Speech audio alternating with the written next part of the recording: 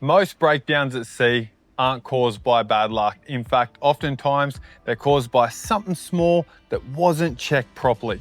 So in this video, we're talking about maintenance. So why does maintenance matter? Well, it's little wonder that boats operate in some pretty harsh conditions. Salt, UV, vibration, kids and sand.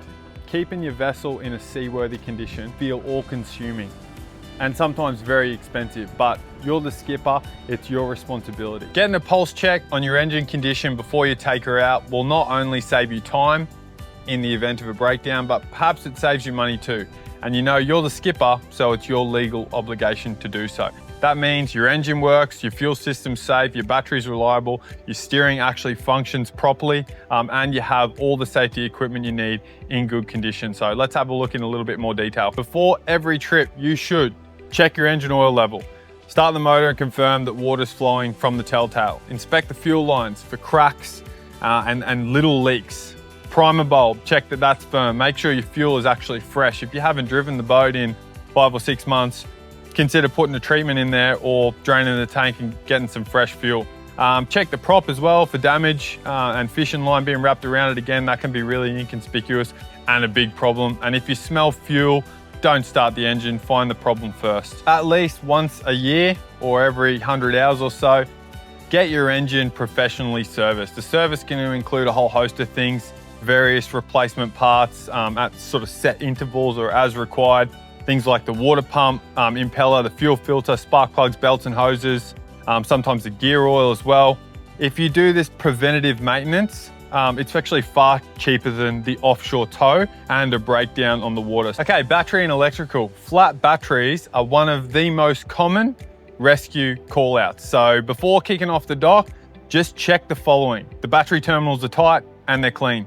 Okay, the battery's secure in its bracket. Can easily jump out of the bracket or out of the little box. Make sure it's secure, make sure it's in the bracket.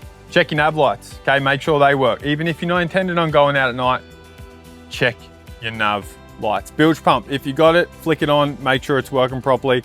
Even if you're out during the day, delays can happen with respect to Marine Rescue Queensland, VMRs and Coast Guard coming to help. So it's better to be prepared.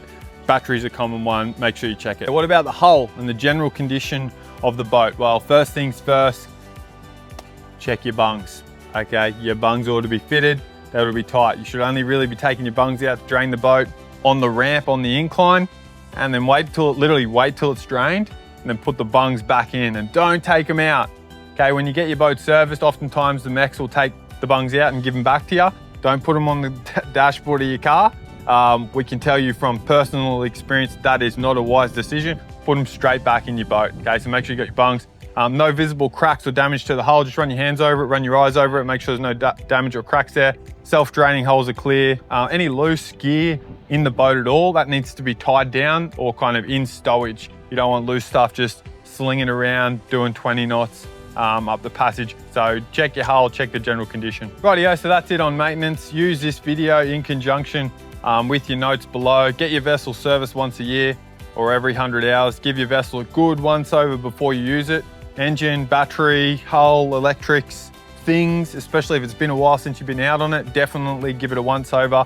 Make sure it's rock solid for the day of, and then take a proactive approach to maintenance because it'll save you time and money later.